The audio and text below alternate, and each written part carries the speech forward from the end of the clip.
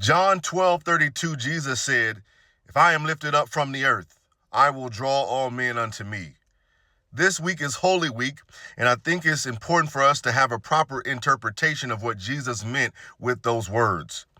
All too often we have thought that Jesus meant that when they put him on the cross and they lift the cross up with him on it from the earth, that his death and his burial would draw people to him.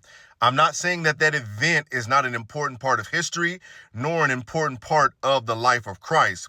But what I am saying is that Jesus meant much more than that when he stated that. Yes, he was lifted up from the earth, and his sacrifice meant so much more to show us that truly for a plant to live, the seed first must die. It must be planted in the ground and buried for it can rise and produce fruit.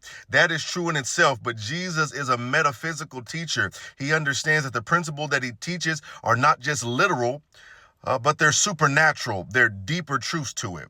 The deeper truth is his consciousness. If we raise the consciousness of Christ in the earth, we will draw all men. And that consciousness is not religion. That consciousness is not dogma. That consciousness is not, if you do not accept him, you will go to hell. The consciousness of Christ is love. It is authenticity. It is the acceptance and the inclusion of all people. If we raise that consciousness up, we will draw the world. The world will become the kingdom of God because it will take on not just the message of the kingdom, but the culture of the kingdom. That is what Jesus meant in John 12:32 when he says, "If I am lifted up, the world will come to me."